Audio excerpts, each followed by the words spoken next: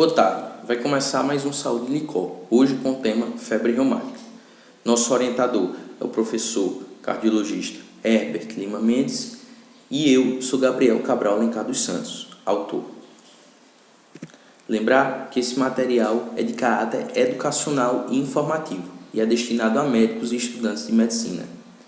Bom, iniciando falando sobre a definição da febre reumática, a gente tem que saber que a febre reumática é uma complicação não supurativa autoimune da faringoamidalite causada pelo estreptococo beta-hemolítico do grupo A. Geralmente, os indivíduos são geneticamente predispostos. Tem uma distribuição universal. A incidência e prevalência varia de país para país. Maior incidência em regiões de clima frio, pouco frequente em zonas rurais e bastante frequente em zonas urbanas. É mais frequente em famílias de baixa renda e com má condição de higiene. Acomete a faixa etária mais jovem, entre a primeira e segunda década de vida. Não discrimina raça e nem sexo. 3% dos pacientes que têm infecção orofaríngea por Streptococcus beta-hemolítico do grupo A e que não forem tratados terão o desenvolvimento da doença, da febre reumática. Sobre o Brasil, nós não temos muitos dados, mas há uma estimativa que 10 milhões de faringoamidalite streptocócica por ano ocorra. Uma média de 30 mil novos casos de febre reumática por ano. E dos casos de febre reumática, aproximadamente 15 mil pode evoluir para um acometimento cardíaco.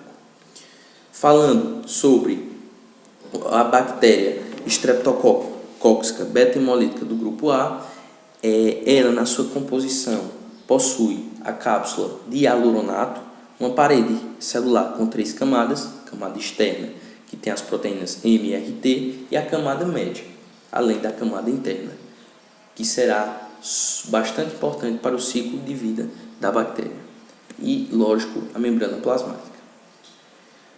O quadro clínico da febre reumática ela se inicia com infecção de orofaringe, causada pelo estreptococo. Depois que ocorre essa infecção de orofaringe ou de pele, ocorre um período de latência de 2 a 3 semanas. Quando passa o período de latência, vai surgir o primeiro surto de febre reumática. E aí nós vamos para o quadro clínico sintomas. Poliartrite ocorre em 75% dos casos. Ocorre uma dor associada a edema e limitação de movimento.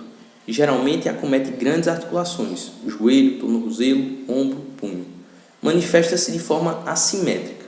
Migra de uma articulação para outra, permanecendo de 1 a 5 dias em cada articulação.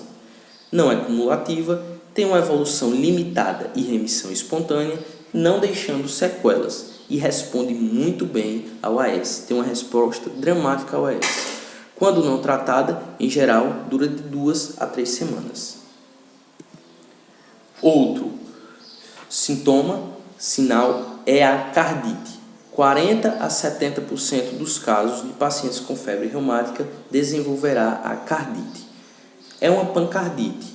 Pode ser, didaticamente, dividida em cardite leve, onde ocorrem sinais e sintomas discretos, cardite moderada, onde tem sinais e sintomas mais pronunciados, mais sinais de pericardite, e uma cardite grave, onde ocorrem sinais e sintomas de insuficiência cardíaca congestiva. O acometimento mais característico é a valvulite. Manifestações mais graves da doença estão relacionadas à cardite. É a única que deixa sequela e pode acarretar o óbito. Coreia de Siderham ocorre em 5 a 36% dos casos. É uma manifestação tardia da doença reumática, até 7 meses após a infecção estreptocócica. Inicia-se insidiosamente, evolui para movimentos rápidos, involuntários, incoordenados, sem nenhum propósito. Piora drasticamente com estresse e com esforço. Pode desaparecer com sono, geralmente desaparece com 1 a 2 semanas sem tratamento. O eritema marginato ocorre em menos de 3% dos casos. São lesões maculares múltiplas e indolores, bordos elevados, margens arredondadas ou serpiginosas, centro claro, não pruriginosa, aparece mais no tronco e face interna dos membros. Polpa a face, pode ser desencadeada por aplicação de calor, associada a cardite, porém não necessariamente grave. Tem aí uma foto do eritema marginado.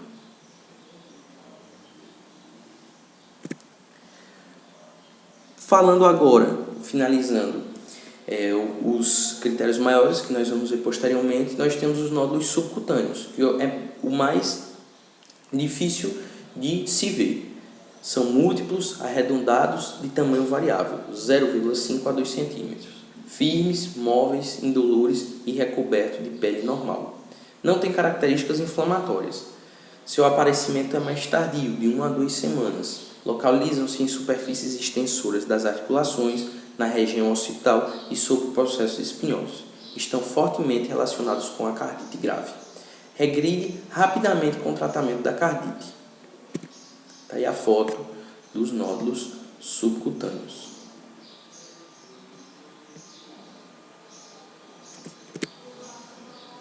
Falando de exames complementares, não há um exame específico para o diagnóstico de febre reumática.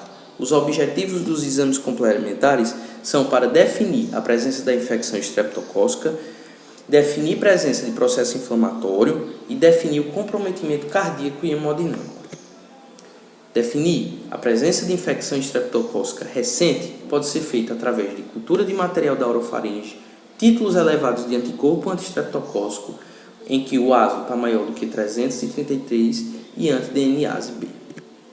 Definir a presença de processo inflamatório ativo pode ser através do VHS, do PCR, da mucoproteína, alfa-1 glicoproteína ácida ou eletroforese de proteínas, a alfa-2 globulina. Definir o comprometimento cardíaco pode ser feito através do eletrocardiograma, radiografia de tórax, ecocardiograma e cintilografia com galho 67. Bom, o diagnóstico é através dos critérios clínicos e critério laboratorial que evidencie a infecção pelo estreptocócico beta-hemolítico do grupo A. Os critérios maiores nós temos a poliartrite, a cardite, coreia, eritema marginado, nódulos subcutâneos. Os critérios menores nós temos a febre, artralgia, VHS elevado, proteína C reativa elevado, intervalo PR prolongado. VHS e proteína C reativa conta com um critério menor. Lembrar que deve haver evidência que sustente a infecção pelo estreptocócico beta-hemolítico do grupo A, através de uma cultura de orofaringe positiva, teste rápido para o estreptocócico beta-hemolítico do grupo A e elevação de anticorpos, ASO, anti-DNase B.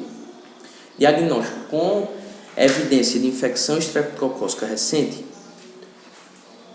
deve ter essa evidência de infecção estreptocócica recente, 2 critérios maiores, um critério maior e 2 menores. Alta probabilidade de febre reumática aguda. Então, para entender melhor, deve haver uma evidência da infecção estreptocócica recente, como a gente viu agora há pouco. Haver 2 critérios maiores, ou um critério maior e 2 menores. Deve haver uma alta probabilidade de febre reumática aguda, também entra como fator primordial para o diagnóstico. Tratamento. O paciente deve ter um repouso relativo, tem por objetivo o tratamento diminuir o trabalho cardíaco, diminuir as dores articulares, amenizar os movimentos coreicos, controlar o comprometimento inflamatório. A duração é bastante variada. Retorno às atividades físicas deve ser gradual. O tratamento tem que erradicar o foco estreptocócico. Tem por objetivo evitar a exposição prolongada e impedir a propagação de cepas reumatogênicas na comunidade.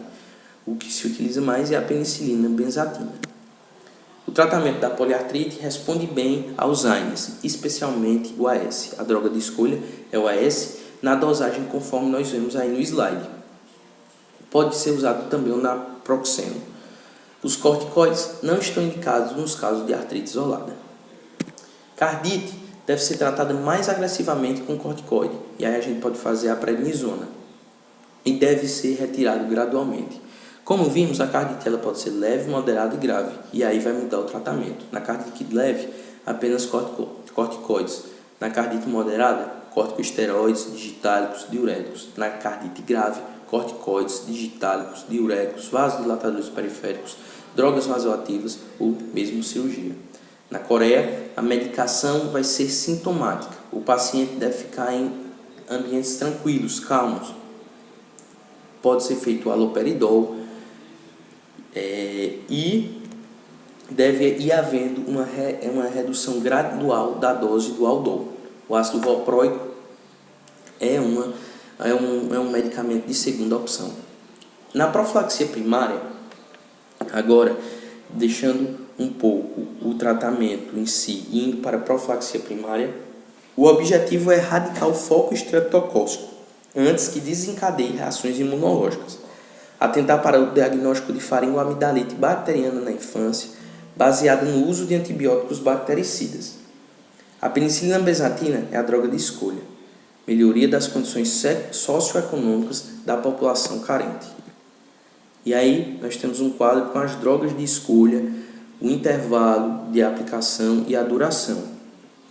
Atenção a esse quadro. A profilaxia secundária cai muito em prova, tem como objetivo evitar novos surtos em indivíduos predispostos. Baseia-se no uso continuado de antibióticos bactericidas ou bacteriostáticos. A penicilina benzatina é a droga de escolha. A via oral deve ser utilizada excepcionalmente. Nos casos de alergia à penicilina, utilizar a sulfadiazina. Nos casos de alergia à penicilina e à sulfa, deve usar eritromicina. Tá aí as drogas que podem ser utilizadas. Lembrar de dar preferência às drogas de aplicação intramuscular, no caso a penicilina benzatina. Só usa droga oral em casos excepcionais.